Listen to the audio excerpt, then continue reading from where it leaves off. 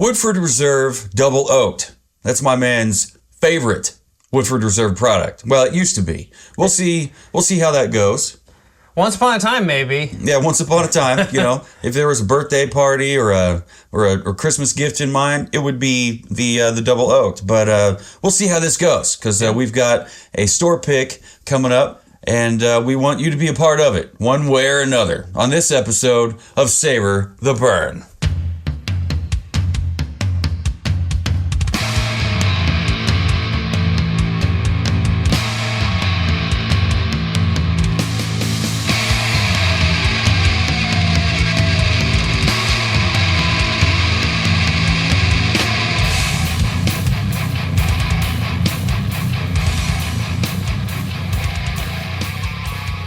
Hello, everyone, and welcome to this episode of the Savor the Burn podcast. My name is Jonathan. Across the barrels from me is Mr. W2. How do you do? Doing pretty good. How are you doing? Doing all right. Definitely looking forward to getting into these bottles here. I am always excited when we get a chance to get into some Woodford Reserve. I'm even more excited now that we've recently been there. We have? We've been there? Yes, and we got to see it. We got to take some video. We didn't do a tour or anything, but we got to see where all the rick houses, where all that action happens.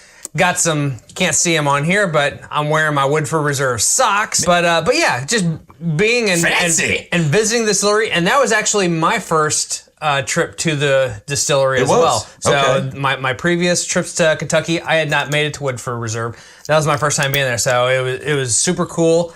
I definitely want to go back sometime and do one of the tours. And Absolutely. Get into those rick houses and really just learn more about their history. I mean, they are one of the older distilleries. Yeah, some of their rick houses were, 300-year-old rick houses. And then you can kind of see they start off super old, and they kind of go hella old, and then they go fairly new, and the grounds are beautiful. A lot of whiskey has passed through those floors. Boy howdy, yeah. And the people that work there are top notch, class acts. I mean, we had a 25-minute conversation with a security guard of all people. We did. We talked about piercings and tattoos and music. Even when we were in line picking up some things, we got into a conversation with the lady behind the register. Did she tell us that their master distiller is a woman? She did. Nice. Yes, very cool. Well, I'm looking forward to hearing about all that and everything else that you have. Usually what we do is we try to not compare, because to compare is to be unfair. But since we're doing one bottle, it's essentially the same bottle. It's just this one was a barrel pick, so it'll be a single barrel. Not a blend like this one is. But and in this case, they're both it just makes sense. They're both proofed exactly the same. Exactly the same. So really, the only difference is one is single barrel, the other is going to be a blend of whatever that batch was. Yeah. And before we get into that, let me remind you to please hit like and subscribe. Hit subscribe on the YouTube if you're watching this on YouTube, and click that bell notification to stay up to date on all things Savor the Burn as far as all of our videos go. And we've been cranking them out because it's a lot of fun. But also, if you're listening audio only podcast app of choice, we thank you and invite you to do all the things there as well. And either way, share us with your fellow whiskey enthusiast friends and family. We're happy to have them along. Stop by the website, check out the liquor cabinet, where you will find these bottles and many more. Including our infinity bottle. It's hiding up there somewhere. It's around here somewhere, but it's a beautiful bottle, and I'm really looking forward to adding more to that. We're overdue to add some more to it. Absolutely. When to add to it, give it a little swishy stir, have a tiny little pour so we can see where we're at with it and go on. But yeah, and if you're interested, check out our Patreon. It's free. But if you want to check out the added features and all that, it's starts at $3. $3. Yeah, $3, and then you can check out our monthly newsletter. And we work really hard on our Patreon stuff, as hard as we work on everything else. So before I forget, I wanted to just say happy Derby weekend. Right. We got the Derby going on tomorrow, so be sure to come back tomorrow and watch the bonus. We'll probably have a cocktail. And a ridiculous hat. There may be some hats involved. Maybe some hats. But thank you, Jennifer. Because it is Derby weekend, yes. I decided our water glasses should be in last year's 150th anniversary Derby Day cups. Yeah, beautiful. And from what I've heard, the only bourbon you will find at Churchill Downs. Woodford Reserve is the bourbon of the Kentucky Derby. So if you want a neat pour, Woodford Reserve. If you want a cocktail of some kind, maybe a mint julep. Woodford Reserve. That's just what it's going to be. Yep. Talk to me about these bottles. Yes. What do we got? What do we got? So what we have here is the Woodford Reserve Double Oaked Kentucky Straight Bourbon. We have their regular standard offering, and we have a store pick from Barrel and Brews. It's listed as O'Fallon, Missouri. So O'Fallon, St. Charles. It's in the same ballpark. Same ballpark. There is no age statement on this, but I think Woodford Reserve, it's typically 7-ish years. Yeah, they do the Michter's thing. It's age to taste. Age to taste, not like when it reaches a certain age, they say pull it, barrel it. And they are blending it, Bottle it. So they're not putting an age statement on there because it's probably got some 5, it's got some 8, and everything in between. Yeah, whatever it takes to make it right.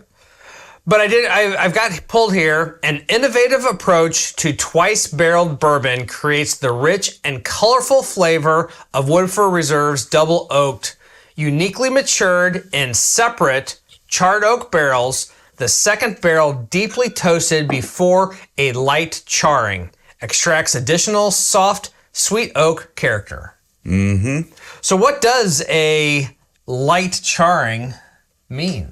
Well, according to the Bruzel, the Bruzel video that I watched not too long ago, he was on a distillery tour, and they told him that the light char was it's a heavy toast, but it's a light char. Okay. And the light char is only like 5 seconds. They call it that's crazy. It's like a flash char or something like that, and they do it. Super hot, I imagine. Super hot, yeah, and super quick. They don't want to char it a whole lot. They char it just enough to where regulations consider it a charred barrel. Yeah, and you're probably not getting an alligator charring. No. And they also do it in house, in their rick house, which cool. was nutso to me. This is the regular. Okay, thank you, sir. I'll keep that on this side. Mm-hmm. Because that's where the bottle is. Yep.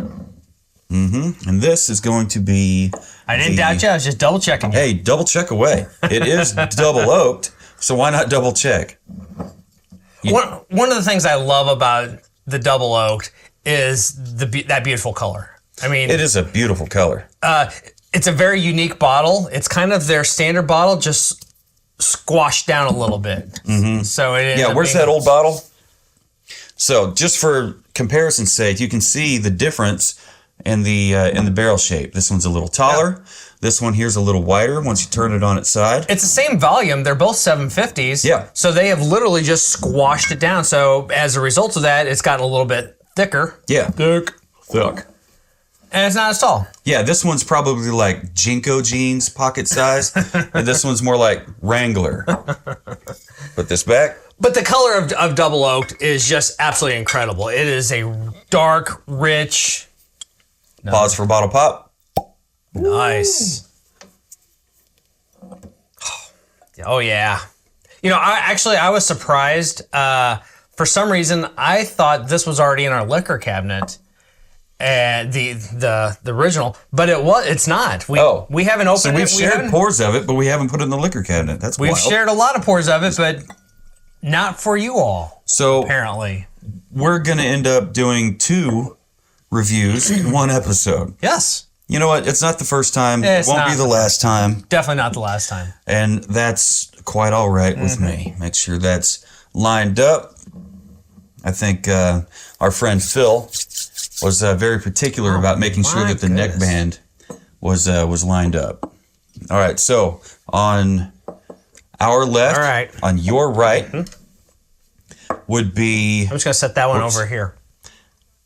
And I've got our little eyedropper, if and when you need it. That does help. So our right, your left will be the OG. All right, let's start with OG. Let's do it. This nose is incredible. I've got some dark chocolate, some caramel, vanilla. Oh, shit. Early on, you pointed out that this at least was one of my favorites. Yes. And you're 100% correct on that. Wow. There was a time where anytime I went to the store, this was my go-to. So you and Jim Beam as your go-to, this was my go-to for you got a clank. This was my go-to for a long time. Since the podcast and since all these beautiful bottles behind us came into the picture, I haven't had an opportunity to get back and revisit this one probably for a year plus. And so I'm excited to have this after not having it in so long and after having so many other wonderful pours in the meantime, just to see where do I put this one these days? So yeah, this orange zest. So the 3 or 4 notes that you popped off, they are 100% there, and they are just singing. I mean, singing, center stage, Beyonce style. Let's get this on the palate.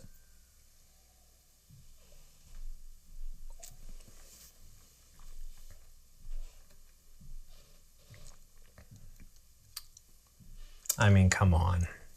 Yeah, there's lots here. Let me draw a line here. Oak.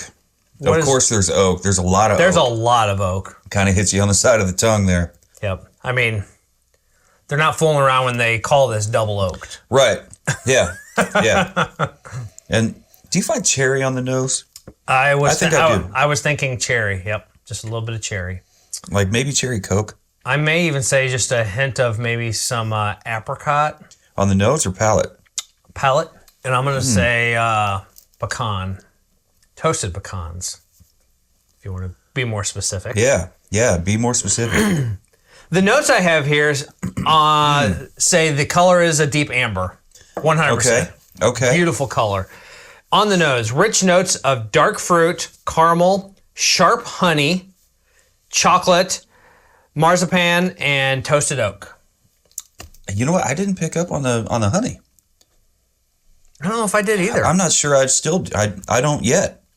Palate says a full-bodied mix of vanilla, dark caramel, hazelnut, apple, fruit, and spices. There might be a little bit of apple on there. You picked up apricot, but it's a totally different fruit. But I don't know if I'm picking up apple. Those are some great thick legs. I mean, you get that Kentucky hug for sure. Yeah, but it's just a cozy blanket. Yeah, right. At 90.4 proof, what do you expect? Yeah. It's not going to take your breath away. Yeah. You're going to notice it. Yeah, man. There's even on the finish, the tannins are right there. That orange zest shows back up on the finish along with the vanilla. It seems to me like the vanilla carries through the entire way. I would agree with that. What did you say they said was on the palate as far as tasting notes? A full-bodied mix of vanilla, dark caramel, hazelnut, apple, fruit, and spices. This is like either burnt sugar or blackened marshmallow. I can kind of see that. To me. Locking it in, Clark. Yeah, I got to give this another. I was first of all, I was wowed. I was wowed by the. I was absolutely wowed. Like I said, it's been a minute since I've gotten into it. It did not disappoint in the slightest. There is. It's a great. There is a lot of vanilla. I'm not picking up on the caramel though. What did they say was on the one more again? What did they say was on the finish? I did not read the finish yet. Oh, okay. It is long and creamy with lingering hints of honeyed apple. I don't know. You know what? I don't know what honeyed apple. I guess that's sliced apple with honey on it. Maybe. You got so many different kinds of apple. That sounds so many delicious. different kinds of honey. Oh yeah, it is. But I would say that there's a lingering warmth, spice. There's some spice to it on the end of it. That must be the rye. So when Bruzel, I took some notes. When Bruzel was doing his distillery tour, he couldn't film everything. Sure. Some distilleries are like that. I absolutely. Most distilleries are like that. Yeah, and I don't blame them. You know, trade secrets. You know, but in certain spots he would hop out, give you his bullet points. You know, on the things that he found interesting, and. They did a tasting. They did a tasting. Stupid whiskey. Cheers. And while the presenter, while she was talking about it, she said some interesting things. When tasting, the first 3 sips don't count. The brain thinks you're making a bad decision when 90 proof crosses your palate. The Kentucky Hug is from the proof, which we got the Kentucky Hug for sure. And the spiciness is from the 18% rye, which is considered a high rye content. I would not have thought 18% would be a high rye content. Well, you got to keep in mind, with it being a straight bourbon, it's going to have at least 51% corn. There's probably more than that in here. Mm-hmm. I don't think there's any wheat. There's not going to be any wheat, and you're going to have a smaller percentage of barley. Yeah. So I guess that makes sense. And I think there's barley, you know, that kind of grassy thing happening late finish. How about we get the nose on this store pick? That sounds good to me. I feel like the nose on this is maybe just a little sharper. Not in a bad way, but just a little bit sharper than the other one. It's like caramel bomb. Caramel, not getting any chocolate on the nose on this one. It's like caramel and vanilla. It's just screaming. Some oak. You know, that's funny. On the OG, we didn't pick up oak on the nose, did we? No, I don't think we did. Well, let's get this on the palate. Just with two notes on the. Let's do it.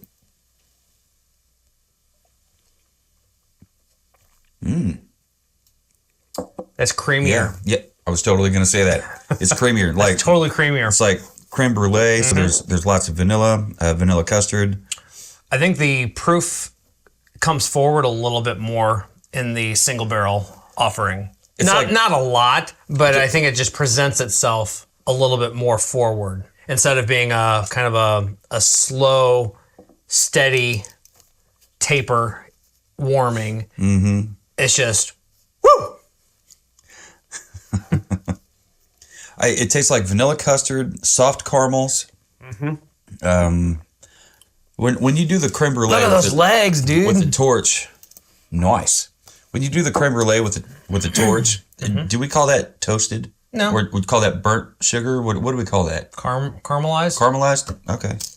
There's a little bit of charcoal, I think, down here on the finish. You know, maybe I'll just call it charred oak because the oak is still there. It's like that's the lingering thing on the late finish. But you're right. That is so custardy, so creamy. Yeah. So these guys, Barrel and Brews out there in St. Charles, O'Fallon. They picked a good one. Yeah. We may have to come back to the Woodford Reserve Double Oaked. Just around the corner, Justin's Discounted Spirits. Mm-hmm. They currently have a single barrel store pick of the Double Oaked. Mm-hmm. Mm-hmm. And I've been eyeballing it, and I think it might be worth. I was going to try to pick it up and kind of do a side by side, but we have some other things to get to. Whiskey. Yes. So we might just have to come back to that. I'm also finding some leather on the end of this. I can see that. Yeah. You know, I almost want to be disappointed in the nose a little bit because we only pulled like a couple of things off of it. The caramel bomb and the vanilla. I'm not mad at the nose. I'm not mad at all. But I kind of preferred the nose on the OG. The OG had more to offer on the nose. The palate, though, everything came up. Nose on the OG was great. It had a great representation of the 4 or 5 things that we got. This only had like maybe a couple, right? The barrel pick only had a couple things, but they were so like proud of themselves, standing up straight and looking you in the eye when they talk to you. They were so that's what wowed me about that one. And it's just relentless. I mean, I keep going back to it. Holy cow! How many times do I have to bring it up to the nose? I keep going back to it because I just can't believe how prevalent that is. 2 drops on the OG. Vanilla bomb all day long. The vanilla just opened up and blossomed. Did you almost vanilla bean? I don't have enough for 2. So maybe I'll see if I can do a really small 1. That's a big one. There we go. And the single barrel became a lot more custardy. I'll do 2 for my single barrel. There you go. 1, 2. The single barrel almost became vanilla ice cream. Really? Yeah.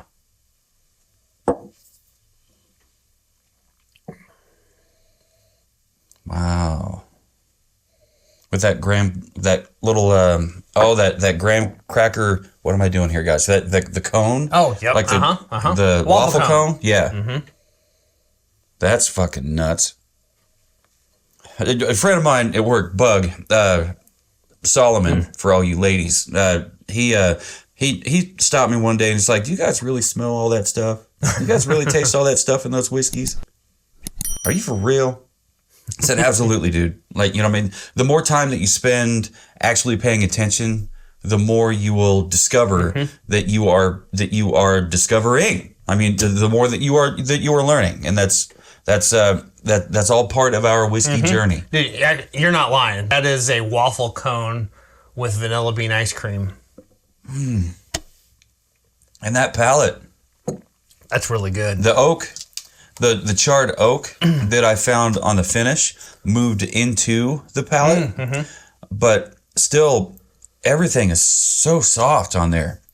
Like it's soft caramels, like, you know, with the little tiny cubes of caramels. Oh, yep. With the really thin, super thin, like cigarette wrapper cellophane around them, individually wrapped. You know, it's kind of a pain in the ass, but they're just soft enough that you can squish them. Yeah. But yet they're still very, very firm. Yeah. It's like Kids in the Hall when they were like squeezing heads, like, you know, like, oh, brain juice everywhere. OG, what did you give it on the nose? On the OG, I gave it a 425. I thought that was a solid nose for sure. I was instantly wowed, but I didn't get carried away with it. I was very happy with it. How about you? Would you be surprised if I said girl? Same. I would be because when I wrote down 425, I thought, man, I'm being too Wayne about this. I'm being too conservative. No, I mean, it's like. But then I thought, no, that's a fair assessment. It really is. That's a really good score. I'm not mad at a 425. It earns every bit of that. It probably could earn a little bit more. We just have to get into it a little bit more. Yeah. We get into it. It gets into us. Next thing you know, woo! We made a few bad decisions, and the cops are called. Here we go. I'm not as think as you drunk I am, Ossifer. How about the palate? The palate, I bumped it up to 4.5. Nice. It was easy. It was an easy bump. I kept it riding steady at 4.25. Okay. You picked up apricot, toasted pecans, and I picked up some oak, vanilla. I figured it was either burnt sugar or like blackened marshmallow. You know, like it's just like it's gone too far, kids. Like you can't save that marshmallow from the campfire. It is toast. So anyway, that's what I did on that one. How about the finish? Where are you at? Kept it right at 4.25. You kept it at 4.25. Yep. Okay, so this is where we differ. For me, the finish, it nosedived. It really kind of disappeared. Even though we had the oak tannin. Some people give it. I'm okay with them because it's bourbon. You know, I expect there to be oak in it. Some people like they want the oak, but there's like a certain like a green lumber taste to it that I would consider that's what they're talking about when they say tannins. I don't know. If I'm wrong, please let me know. Send me an email, jonathan@savortheburn.com. But I don't know. I don't mind it. I don't mind it at all. But the orange zest was there. Vanilla. The orange zest actually carried over from the nose to the finish, and there was a lingering warmth that I really liked. Yep. And I like the hint of barley there in the late finish. I really did like that. But unfortunately for me, it felt like somebody took like a big foot and kind of stepped on it. You know, when it came to the finish. All right. It was still good. It's still good. I mean, just because somebody like in Quick Trip they sell those little ooey gooey butter cakes, right? So like if you take that, you're gonna eat it. You haven't opened it yet, but you drop it, and some dick noggin walks by and puts their foot on it. Man, and they're too big. You can't beat them up. You might, third degree black belt, but me, no, I'm not doing it. I'm not getting twisted into a pretzel because these bones don't twist. They crack, and they do not like it. My old tendons might just snap like a fucking rubber band. But yeah, it's so that it's not ruined. It's just altered. You know, Sure. it's not. I get it. You know, you just look at it and go, meh, but I'm still, fat boy's got to eat it. You know, that's what's going to happen. Mm-hmm. So anyway, so that's why I dropped it down to $375. It didn't impress me nearly as much as the nose and the palate. Bottle presentation. I may have cheated a little bit. I wanted to kind of, before I kind of gave my assessment, I went out on our website and looked in the liquor cabinet and noticed that we gave the OG bottle, the taller, thinner version, we gave that a 4 1/4. Mm-hmm. Or no, we gave that a 4 even. So yeah, we gave it a 4 even. So I bumped it up to 4 1/4. Just because, you know, this bottle is essentially the same bottle, just kind of squished down a little bit, but it's a very unique bottle. You recognize this one immediately from across the room because no one else has a bottle that's shouldered exactly like this. It is 100% to Woodford Reserve. It's like a stubby flask. You know, style bottle. Well, I can't even say that. I mean, it's a little shouldered. If you're wearing Junko jeans, you might fit that in your back pocket. Right. Or you might just put it in your front pocket. You might not even pocket it. You're just going to share it with your fellow degenerate friends. And there's nothing wrong with that. Like you said, it's shorter. It's a little thicker. I love the embossed WR that you will find on your socks. Mm-hmm. The branding is consistent. I like how the label kind of wraps around the side. Yeah, you know, it's a great little detail. And the neck wrap with the topper wrap. It's a cool little like a dark oak or what would you call that? Yeah, I would walnut with a walnut topper, natural cork. I'm a sucker for natural cork. I like it. I like them natural. Sitting here, I noticed that the back label, which is the Surgeon General's, if you're pregnant or don't smoke and drink alcohol, and your barcode, it's the same information, but because this is a store pick, they, like they did with the front custom label that says Barrels and Brews on it, they reversed it out. So it's the dark chocolate brown with the light lettering instead of the cream white label with black lettering. Mm-hmm. Yep. So, just lets you know there's something a little bit different about this bottle. You got natural cork on that stopper. Both of them rocking natural. I get 4 1/4. You get 4 1/4 on the bottle presentation? I did. I thought it was 4 even. Okay, so no, 4 even is what we gave the OG. Okay. Standard, non-double oaked. All right. So it just made me kind of compelled of let's give this one a little bit more because this one. You know what? That's fair. It's my rating. It's your rating. It's his rating, y'all. So if you want to, light him up, please send him an email. W2@savortheburn.com. What did you give? I gave it a 4. I gave it a 4 even. I was like, wow, look at that. That's cool. I ain't mad at that at all. It's got a heavy bottom down here on the bottom. And it's a little beveled. Yeah. Little bevel, little heavy on the bottom. Branding on the bottom, not so much. There's different numbers on here. I don't know what the hell they mean. I don't need to know what they mean, guys. I really don't. Woodford Reserve, if you have we know you're watching this, come to find out. But yeah, if you have a decoder as far as what these little numbers mean, or maybe maybe that's from the bottle manufacturers. Yeah. I wonder if they source them from Italy or France also. Manufacturer's mark or something? Yeah. Just gives them some kind of production code. What did you give the single barrel store pick on the nose? On the nose on that one, I also gave it a 4 1/4. Very nice. How about you? I kept it 4 1/4. All right. I was really wowed by there's only like 2 notes that you could find on the nose on that, but they were so strong. They were so right front and center stage. Beyonce singing. It you couldn't really give it anything less than a 4 because you're wowed, but it deserved that extra little oomph. So that's why I got the 4.25 out of me. I like it. How about the palate? I bumped up to 4 1/2. So did I. Because, I just felt like the single barrel-ness of it. Yeah. Everything kind of came up a little bit. It's a word. It's in the dictionary. Check it out. And, Yeah, the custardy vanilla that was the first thing that you noticed. Presented itself. Mm-hmm. It's just really nice. Or no, creamy was the first thing that we both thought. Yep. You said it. We both thought it. But yeah, that's what I came up with. How about the finish? Where are you at on the finish?